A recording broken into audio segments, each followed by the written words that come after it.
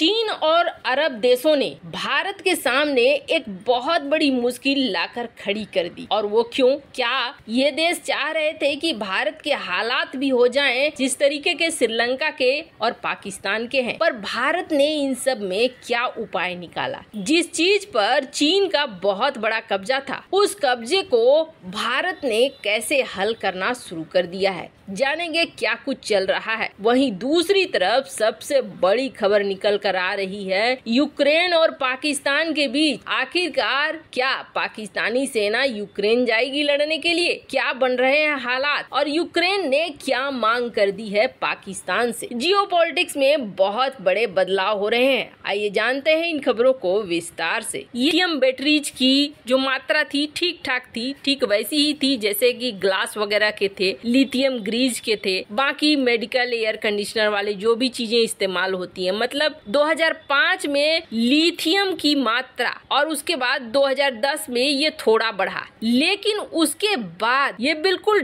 Drama की तरह बढ़ा। और ये देख सकते हैं आप 2015 में तो फिर भी ठीक ठाक था, 2020 में ये आधे से ज्यादा हो गया। मतलब दुनिया में जो खास चीजें बन रही हैं, इन खास चीजों में अब लिथियम बैटरीज का मांग बढ़ता चला जा रहा है और ये मांग लगातार बढ़ता ही जा रहा है। दुनिया में बात करें कि आखिर ये लिथियम तब तो बहुत महत्वपूर्ण हो गया, तो किस किस के पास ये लिथियम है, लिथियम के भंडार कहाँ कहाँ है का वो आपको दिखेगा। रूस में, सर्बिया में, ऑस्ट्रिया में, कनाडा में, अमेरिका में। अब यहाँ पर पूरे दुनिया को देखेंगे तो सबसे ज्यादा भंडारण रखने वाले देश एक तो ये हैं इधर के अमेरिकी देश, Chile, Bolivia, Brazil, Argentina. Brazil तो फिर भी बहुत कम, Bolivia 9 million ton, Argentina 9 million ton, Chile 7.5 million plus, और ऐसा ही कुछ अमेरिका का भी है 6.9 मिलियन टन। बात करें चीन की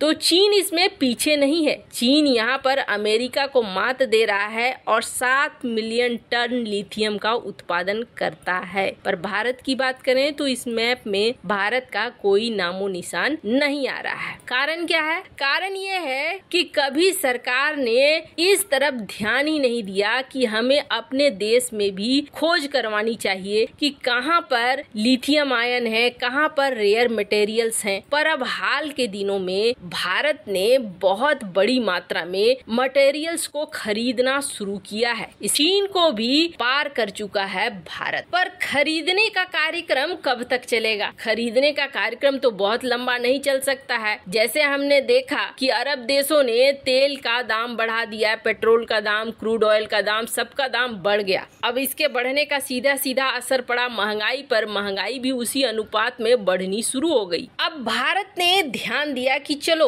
ऊर्जा को ही पहले ठीक करते हैं। और वैसे भी 2070 तक अगर भारत 0% कार्बन का उत्पादन करेगा, मतलब उसे पेट्रोल, डीजल, इन सब चीजों से मुक्त होना होगा, तो दूसरे स्रोतों की तरफ भारत ध्यान भी दे रहा है। और उनमें से एक सबसे सस्ता स्रोत है इलेक्ट्रिक वाहन। अब इलेक्ट्रिक वाहन भारत में क्यों नहीं चल रहे हैं, बाकी दुनिया में चल रहे हैं। अगर आप इलेक्ट्रिक चार्ज कराते हैं तो 1 से 2 रुपए का खर्च पड़ेगा और 100 किलोमीटर 200 किलोमीटर तक आसानी से वाहन जाएगा। तो फिर ऐसे में जब दुनिया इलेक्ट्रिक व्हीकल्स की तरफ बढ़ रही है, भारत क्यों नहीं बढ़ रहा है? भारत के नहीं बढ़ने का सबसे बड़ा कारण है कि भारत में इलेक्ट्रिक वाहनों का दाम ज्यादा है। और दाम ज्यादा क्यों है? दाम ज्यादा इसलिए है क्योंकि लिथियम इसमें लगता है। भारत में लिथियम पाए नहीं जाते हैं, भारत लिथियम खरीदता है और लिथियम की कीमत इस वक्त 400 गुना ज्यादा बढ़ा दिया है जिन जिन देशों के पास लिथियम का भंडारण है। अब जब उनकी कीमत बढ़ेगी तो लागत बढ़ेगा, लागत बढ़ेगा तो इलेक्ट्रिक वाहनों की कीमत भी बढ़ेगी। यही हाल हो रहा है भारत में। 2 कारण है, एक तो इंफ्रास्ट्रक्चर नहीं है और दूसरा ये बैटरी की वजह से इलेक्ट्रिक वाहनों का दाम बहुत ज्यादा बढ़ रहा है। अब भारत ने सरकारी कंपनियों को देकर रखा था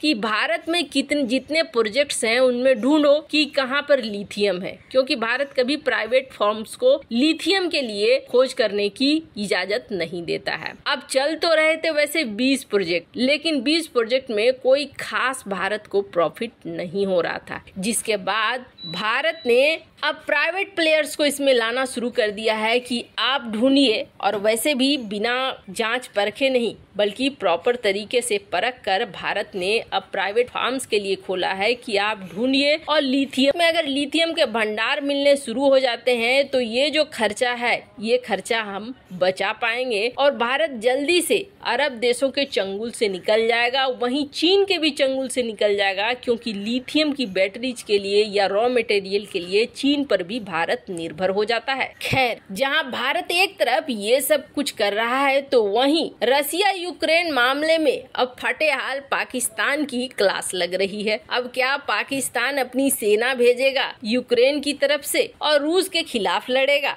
कहते हैं ना, बिन पेंदी के लोटे की कोई जगह नहीं होती है, न रूस के पास, न यूक्रेन के पास और न ही अमेरिका के पास। वही बिन पेंदी का लोटा बन गया है इस वक्त पाकिस्तान। रूस यूक्रेन जब युद्ध की शुरुआत कर रहे थे तब इमरान खान पहुंचा हुआ था रूस, जहां पुतिन ने स्वागत किया और बलि का बकरा बना दिया इमरान खान को। इमरान खान वापस आया, उसके हाथ से कुर्सी चली गई और कुर्सी जाने के बाद कुछ दिनों बाद बाजवा ने इस बात को कहा कि हम रूस यूक्रेन की लड़ाई को सपोर्ट नहीं करते हैं। रूस ने यहाँ घुसपैठ की है, इन्वेड किया है, युद्ध की शुरुआत की है। पहली बार बाजवा ने रूस के खिलाफ बोल दिया। अब रूस के खिलाफ बोलने के बाद स्थिति ऐसी बन गई कि पाकिस्तान रूस से चाह रहा था कि सस्ते में तेल दे दो या गेहूं दे दो, लेकिन दोनों में से कोई भी डील नहीं हो पाई। अब कारण पैसे न देना हो या फिर पंगे लेना हो, दोनों में से कोई भी हो सकता है। अब इसका अभी हाल फिलहाल में प्रमाण देखने को मिला। एसीओ मीटिंग में